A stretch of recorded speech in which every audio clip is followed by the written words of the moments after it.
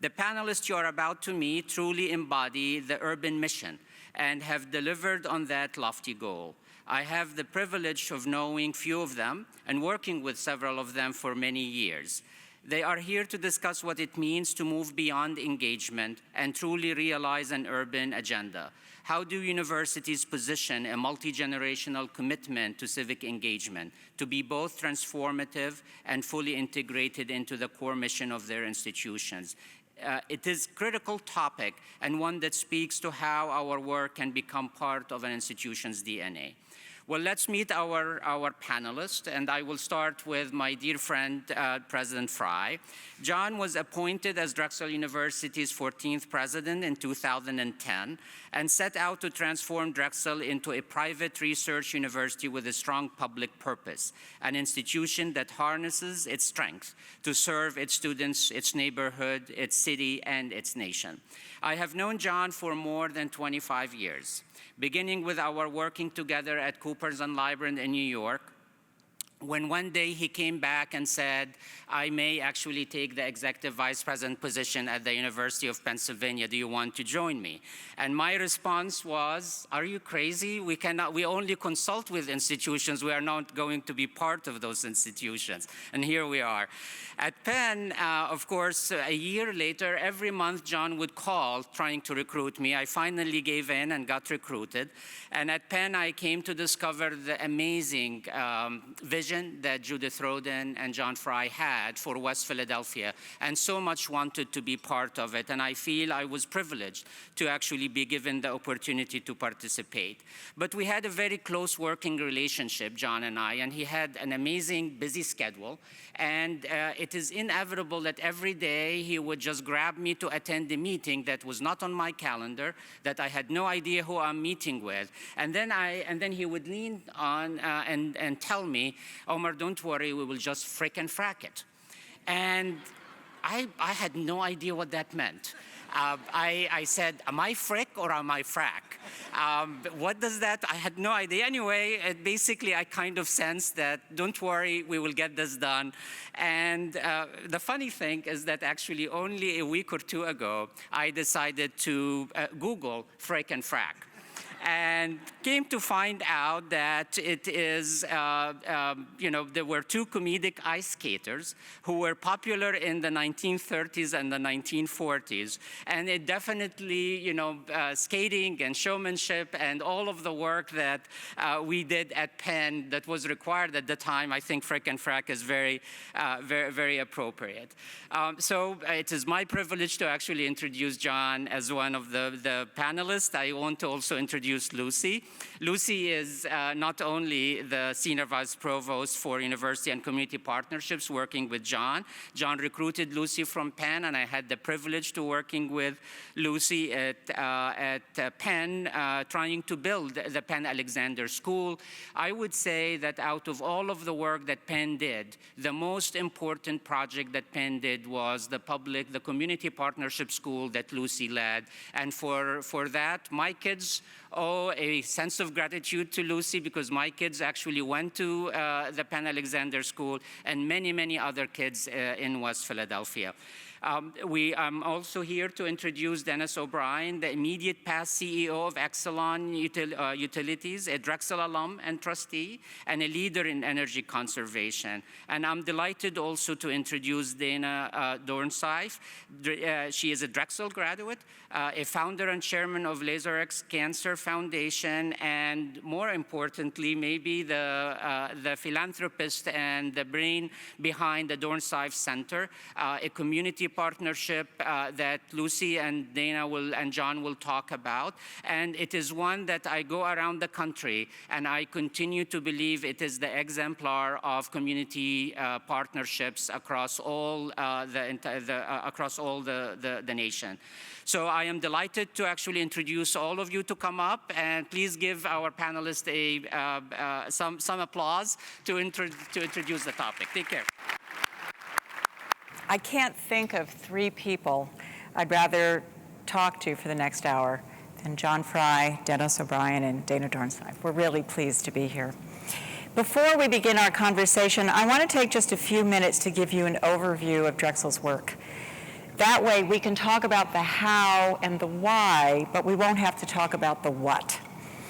I have a bit of a script here, and we have some slides, and that's the Dornsife Center.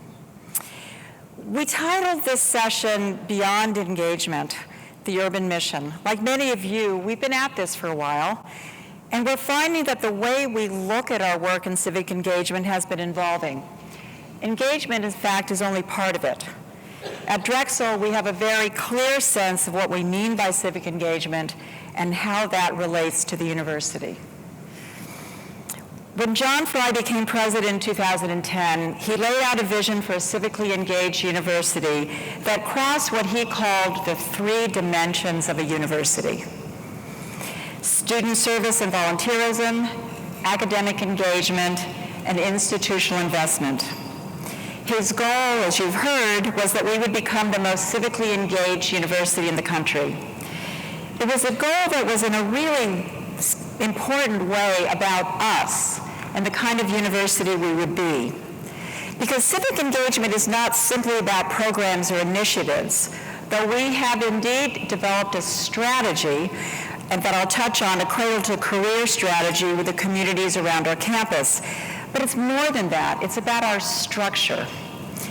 Over the past 9 years, we have changed as an institution. Let me give some quick examples of those 3 dimensions so you see what we mean by structure. Under student service and volunteerism, we have a centralized Center for Civic Engagement, the Lindy Center for Civic Engagement. Reports to the Provost office. It's student-facing, it's faculty-supporting. It oversees the civic engagement requirement that we have for all of our freshmen, and hundreds of student leaders engaged in public service throughout the Philadelphia region. Our Dragon Volunteer Program for employees, that's paid time off for service, has been steadily growing since it started 3 years ago. Under academic engagement, the Lindy Center also works with faculty to support what we call community-based learning. Some of you may call it service learning. For us, it's community-based learning. They offer a 3-day training in the pedagogy of working in and with the community. In some cases, our students actually learn side by side with community members, as in that picture. Like all of you, we have faculty from across the university engaged in direct research, teaching, and clinical practice initiatives with nonprofits and resident partners. We work with the Office of Research to support faculty seeking to integrate a community-based participatory research method into their research and in their grant applications. We've also created this Urban Extension Center, the Dornsife Center for Neighborhood Partnerships, based on that great tradition of extension from the land-grant universities, located in the neighborhood, where our faculty and students can connect directly with residents, sharing expertise, learning about goals and ambitions, sharing learning and mentoring. It goes both ways. We consider ourselves, as Omar said, a private university for the public good. And you'll see there faculty in law, in nursing, in performing arts, in English, in history, criminology and justice studies, computer science, education, and here it's dance, from across the university, coming to the Dornsife Center, reaching out in partnership with residents, community nonprofits, community and city leaders. Institutional investment, by that we've transformed the university's business practices, centralizing our respective offices, that's business services, procurement, HR, real estate and facilities, with coordinated systems, data and tracking reporting, new policies that speak to our commitment to inclusion and local participation. As some of you will hear in one of the sessions coming up, we have a director of supplier inclusion, not supplier diversity, as we push ourselves to really live out the implications of a culture deeply committed to inclusion. And we use the Dornsife Center as one of the sites for job training, business support, and career counseling. In all of our work, we've sat at the table with the many residents, parents, young people, civic leaders, and local nonprofits that make up the communities around our campus. This is our hyper-local focus. We meet regularly with leaders from different backgrounds and neighborhoods. We have organized advisory groups for many of our initiatives, from the Dornsife Center to our extensive education work. But just as important, perhaps more so, we go to the meetings of the local civic associations, and we ask to join their planning tables. We also participate in committees and advisory boards at the city and in citywide initiatives, that can be education or workforce, so that we can be a vital part of Philadelphia's civic structure. I can say that when we first came to these tables, particularly with the local civic groups, we were looked at with suspicion. We kept coming back. Now our presence is expected and taken for granted, and I think even welcomed. Out of all of these conversations, we've developed a very specific educational and economic development strategy. And here it's very intentional because it's aimed at ensuring that the children in the neighborhood near our campus, which is a federally designated promise zone with poverty of 48%, can grow up to get the jobs that we're creating in the innovation district next to our campus. It's intentionally connecting the dots. We work with 26 child care centers in the Promise Zone. We work with 7 schools through a Promise Neighborhoods grant, with particularly close relationships to the schools closest to our campus.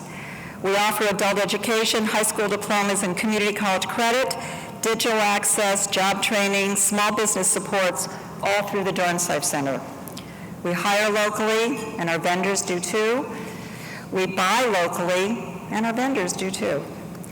We have a standing trustee committee, the Community Partnerships Committee, which meets quarterly and reports to the full board on the centrality of this work. And we'll talk more about that in a minute. And finally, we also have my office, University and Community Partnerships, reporting to both the president and the provost, a centralized support office that works across academic and administrative offices to support the efforts of all of the deans, to support the business offices, to be available to individual students and faculty, and community members seeking to navigate the university, which, as you know, is incredibly hard to do.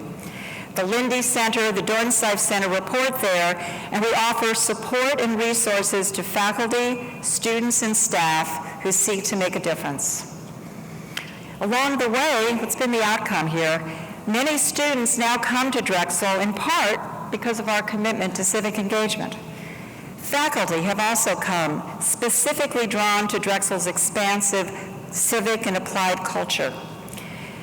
As we look at the deans across our 14 colleges and schools, all but one has joined since John became president, and all came knowing and embracing this commitment. And with this new energy, the language around civic engagement itself is changing, evolving, and expanding. So now we also talk about solution-centered research, implementation science, social solutions, applied social innovation, inclusive innovation, social impact ventures, social enterprises. Departments across the campus have defined for themselves what engagement means in a way that enriches their distinctive missions. That's what we mean by all in. So you've heard my words about what engagement means at Drexel, but what you've seen is what it looks like. So back to the Dornsife Center. Each month, first Tuesday of every month, our culinary program caters the dinner at the Dornsife Center, and we welcome our community to dinner. Neighbors, students, faculty, alumni all join us in fellowship. One month it may be 150 people, another it's 300. We sit at long tables and we talk to people we may never have met before. Well, you know, by now, we've seen them every month for the past 5 years. As one resident put it, this is where the magic happens. So that is our story, and now let's get to our conversation.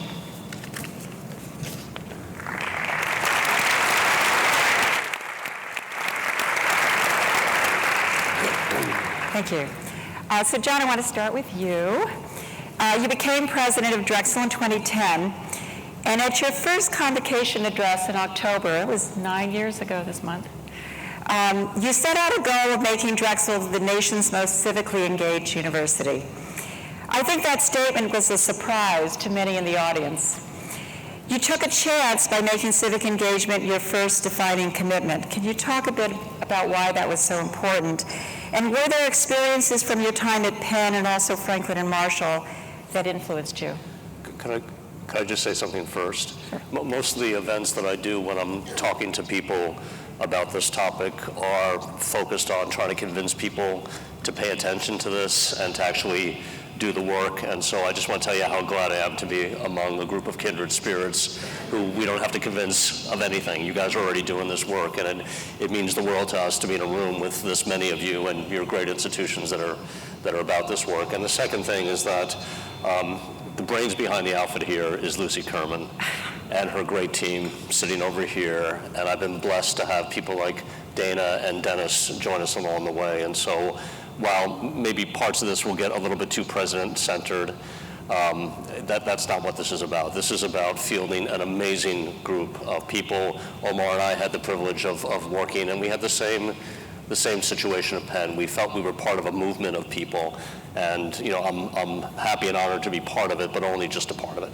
So on your question, I felt that honestly, the couple of months I had spent at Drexel prior to the convocation speech, I felt we were really sort of underperforming in our community role. The donor's intent in 1891 was all about two things: access and service. And I think we had maybe drifted a little bit away, especially from the service part. And so I thought a lot about what A.J. Drexel would have wanted to see in 2010, knowing what he did in 1891, which was create an institution that was really open to all, men and women, blacks and whites, people from the neighborhood who previously didn't have the ability to access a college education. And he was very focused on geography. And very focused on the Drexel Institute of Technology back then as an anchor, even though he didn't have that particular language. I then thought about mission and felt that we were probably not fulfilling our mission as a result of maybe some of the much more specific things that we seemed to care about back then, which were fine, but our aperture I thought was too narrow.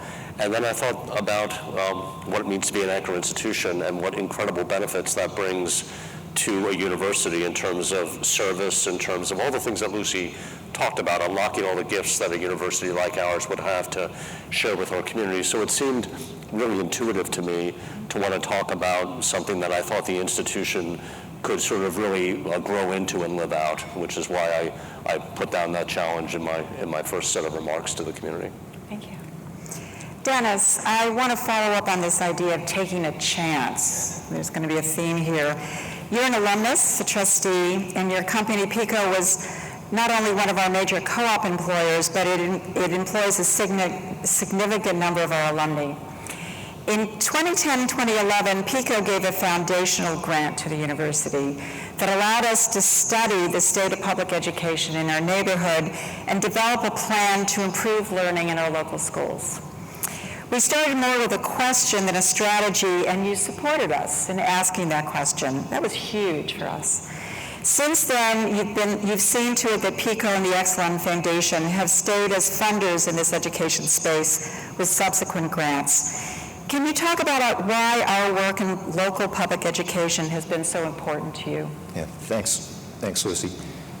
I ran the local utility here for about 10 years, and then for the last 7 years ran 6 utilities around the country. And when you look at a utility and you say, well, how is a utility successful? It's really only successful if the communities that it serves grows and prospers. So you kind of quickly get through the logic here, and you say, well, how are you going to help the communities grow and prosper? And for me, a lot of it's around community engagement, and it's around high quality education, particularly in the underserved communities. And so we had done a lot of things to help educational programs in the Philadelphia area when I was the local CEO. And you're trying to fix everything. You're saying, look, I want to be involved in fixing the educational system in Philadelphia. That's what you should be doing. And you quickly realize it's really hard to make a difference as a single company or a single person. And we had done a lot of things. We had given money to the school district. We had worked with the school district. We had worked with the charter schools. And Initially, our grant to Drexel was to figure out if we could start another charter school. And then John pulled a quick one on me and got the money redirected. I'm kidding. And John said, can we redirect this to the Neighborhood Transformation Initiative with the focus on how do we get the education right in this neighborhood? And that had such appeal to me because, you know, I've learned over time you can't fix the world, but you might be able to fix a school or you might be able to fix a neighborhood. So, you know, in a heartbeat, I said, absolutely, you know, redirect it, and we're in for whatever else you're going to do. Because, look, you all love to fix the world, and I love to fix the world. It's really hard to do, and if you can take it off one bite at a time, and if after we open the school, 10 or 15 kids a year are in a better place, it's a huge success. Thank you. So Dana, taking a chance characterizes your relationship to Drexel too. We started talking to you in 2012 about what was a new direction for us, the idea of creating an urban extension center located in the neighborhood next to our campus. We found a site for sale that seemed like the perfect place. The idea was new to Drexel, and it actually hadn't been done before, not quite like this. And you and your husband Dave gave the gift that made it possible for us to purchase the site and renovate what were 3 deteriorated buildings there. It was a huge leap of faith on your part. Fast forward to 2019, and I've heard you say that your support for the Dornsife Center for Neighborhood Partnerships is among the most gratifying gifts you and Dave have made. And that's saying a lot because you've made transformative gifts at institutions like USC and through your extraordinary work supporting water and sanitation in Africa. Why don't you take the chance, and what has it meant to you? Well, Lucy, you know, I thought about the answer to this question, and taking a chance, I just want to put some framework around that, because there's going out on the edge and taking a chance on something without having any expertise, relationship, structure, right? But then there's taking a chance on a project that's being directed by people that you really believe in. And, you know, my relationship with Drexel, you know, in the few years prior to this particular project, you know, was really growing, and I really had a lot of faith in John in particular, in his leadership and his experience.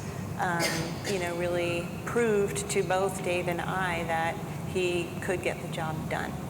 And my introduction to you was new at the time. And it's interesting, Omar talked about frick and frack. You talked about bait and switch. There's a theme here. All men in a very positive way, I assure you. But literally, when John and Lucy came, you were there, Lucy? Not the first time, yeah, but later. Okay. We were actually talking about funding another very important project here in the city. And, you know, we started that conversation, and John said, you know, can we just take a few minutes here? And we're like, sure, okay. And he said, you know, this project's really important, but I really feel like I can find the funding from other sources. I have this other project here in West Philly that I really want to do. It's really important, but I don't have anybody else who would be willing to take the chance. And so for Dave and me, it was a no-brainer. Once John explained, you know, what the purpose of the project was and the potential to be a catalyst for change, you know, for really a neighborhood that really just needed a catalyst for change, right? We were in, and we've never looked back.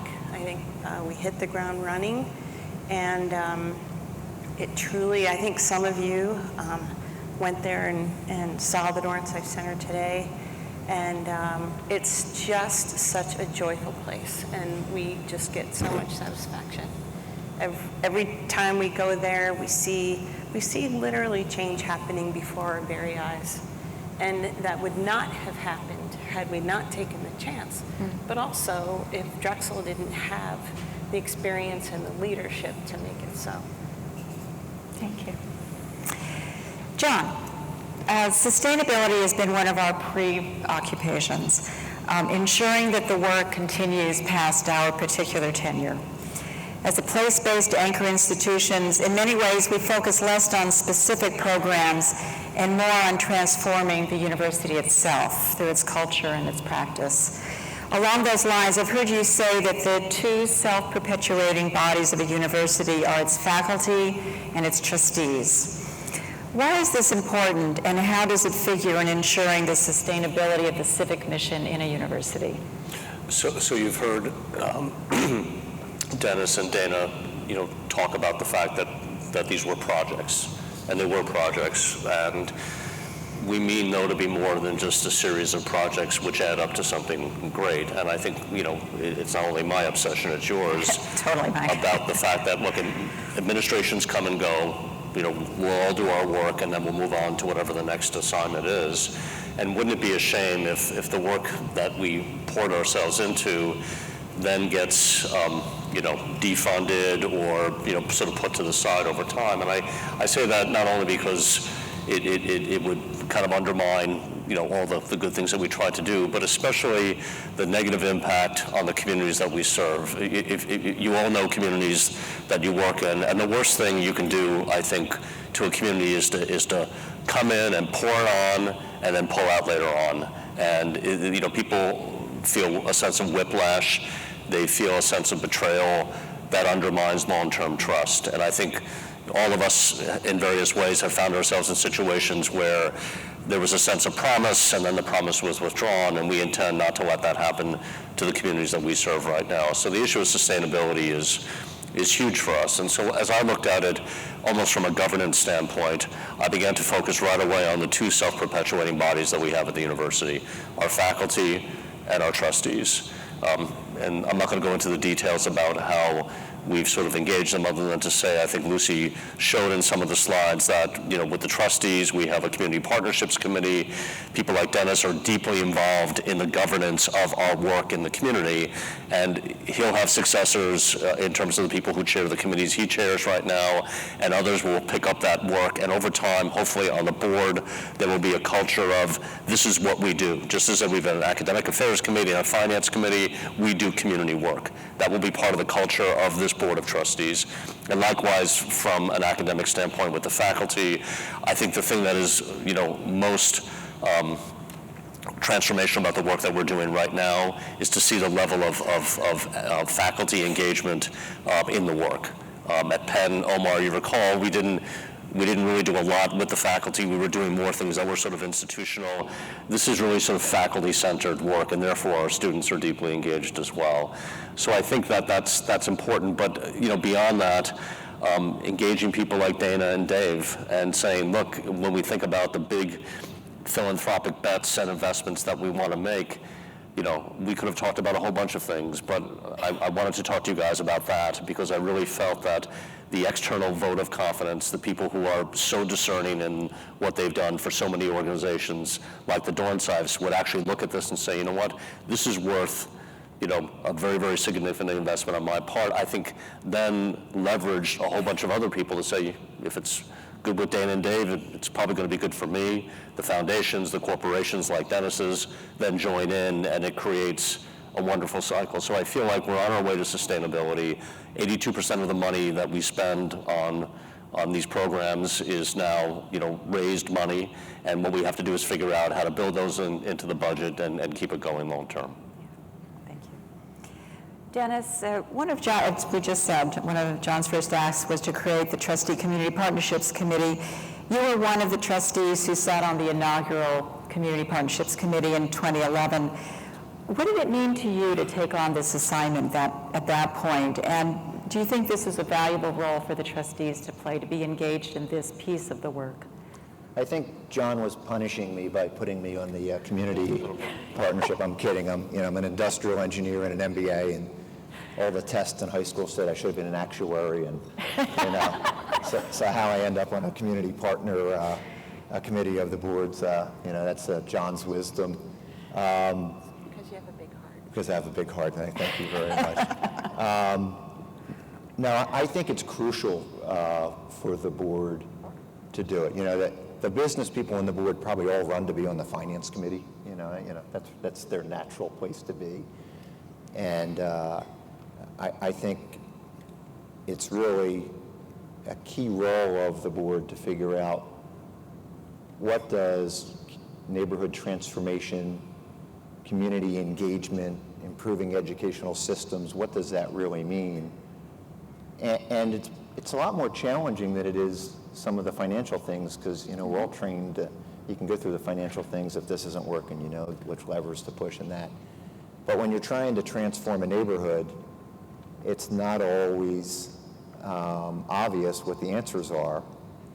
And sometimes you say, well, we need to do this to get in even closer to the community.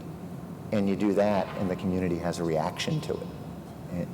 And you almost have to step back and say, well, why did the community have a reaction to it? And there's one reason or another.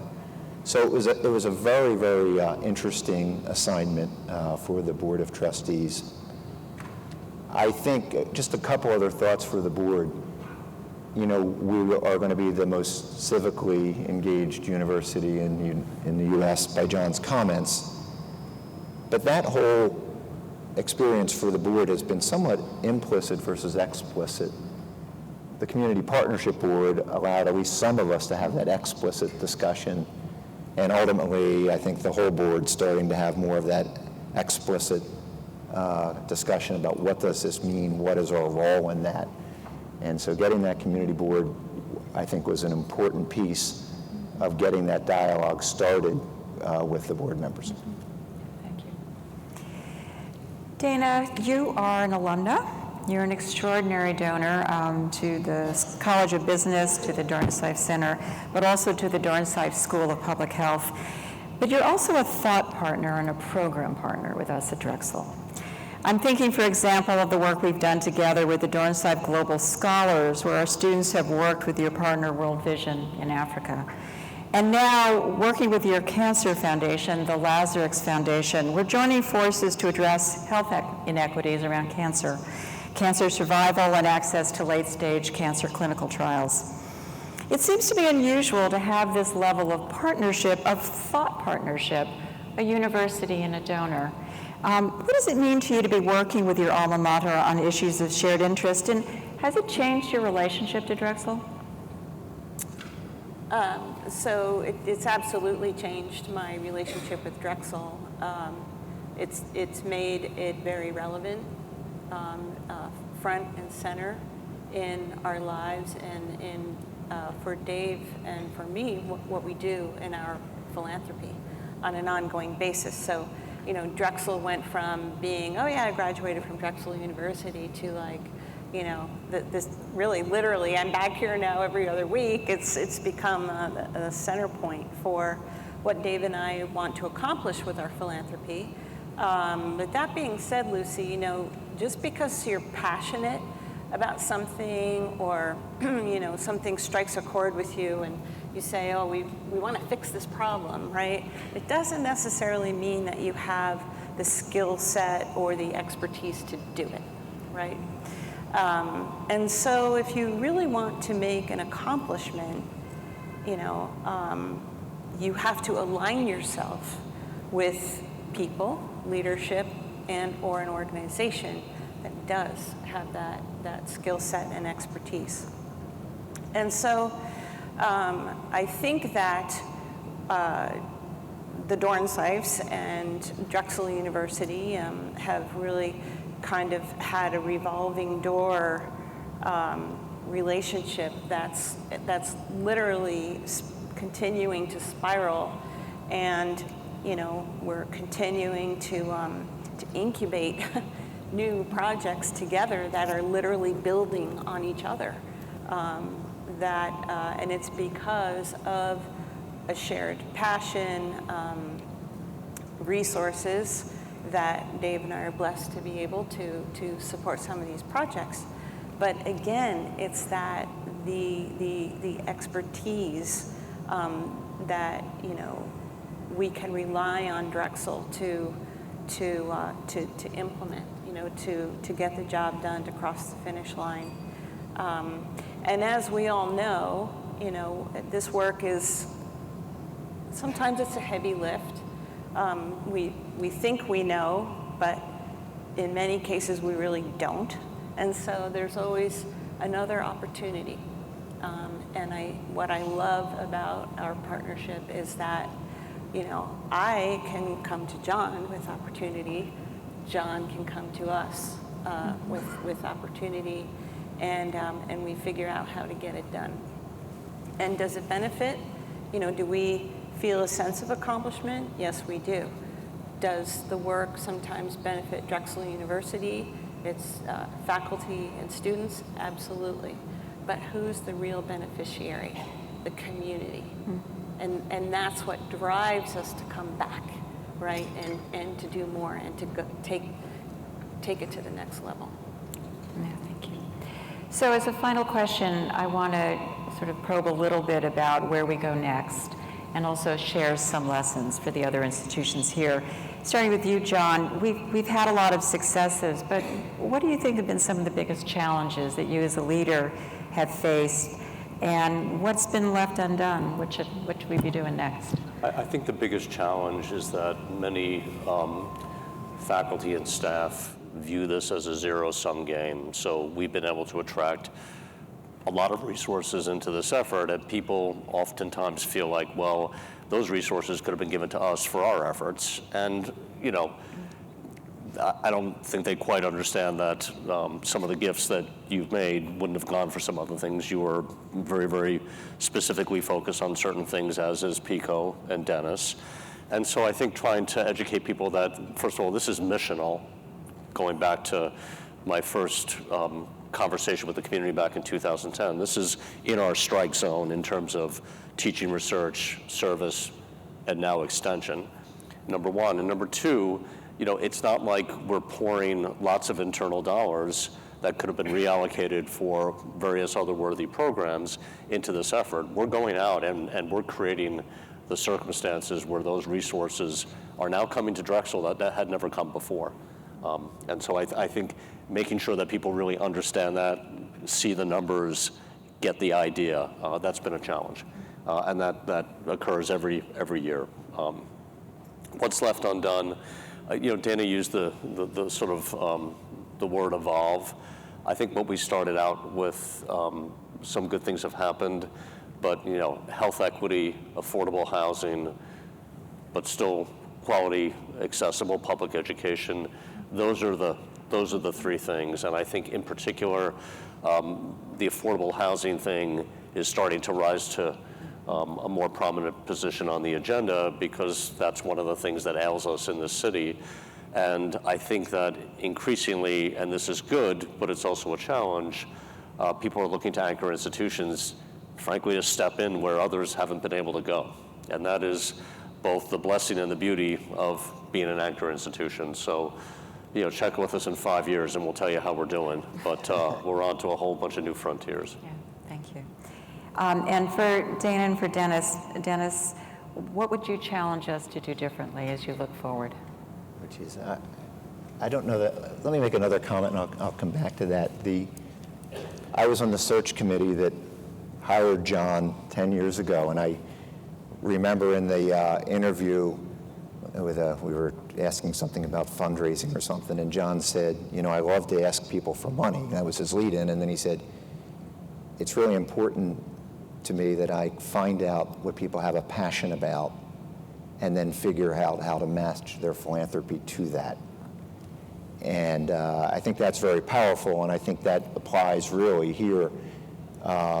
What appealed to me when we got into this was the collaboration. Have a bias for action, try to make a difference, but you can't do it alone. And putting the coalition together of Drexel, stalwart, John's leadership, Dana and her philanthropy and others to make a difference in this community. And so it's going to be really important, have a bias for action, try to make something happen, don't do it alone, build the coalition, and you can really make some special things happen. I think we need to continue to build the coalition. We need to continue to make sure that whatever we do here is sustainable for the long term. John was instrumental in the Penn Alexander School. How many years ago was that, John? 20.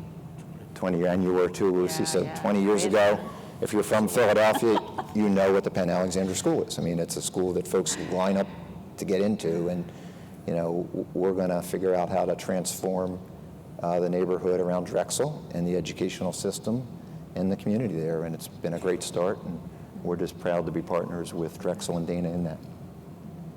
Thank you. And Dana, for you, what would you have us do next? So I think the one word for me that comes to mind is champion. And, universities, when you attend a university, you graduate, you become an alum from a university, you're more focused on how you're going to pay for that wonderful experience that you just had than you are how you're going to give back, right? And it may be the case for many years, right, to come, especially in today's environment.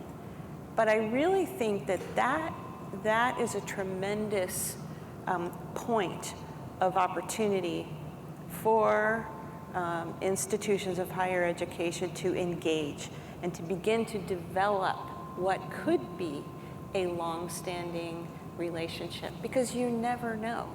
At Drexel, one of the taglines is, the future is a place we make, right? And that is so true. And we don't know where in the future the students from Drexel University are going to show up and what their capacity might be, to give back to the university. And we can't wait until they show up and then you knock on the door, along with a string of everybody else to say, hey, what about me, right?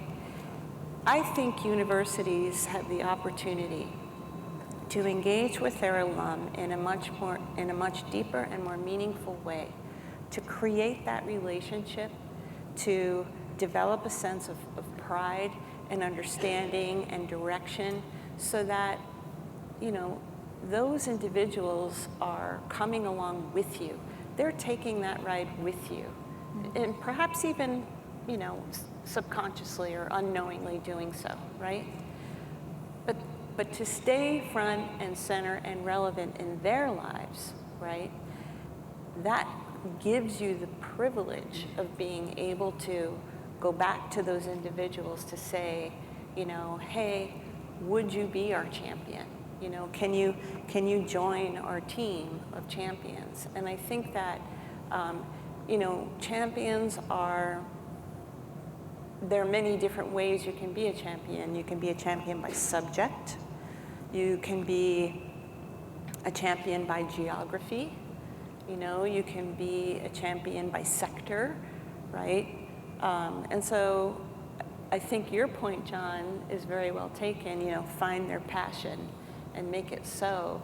But I think also, being relevant, developing that relationship, and being in a position where you can actually do that on an ongoing basis, I think we would probably see a lot more success and engagement. Thank you. Thanks, everybody.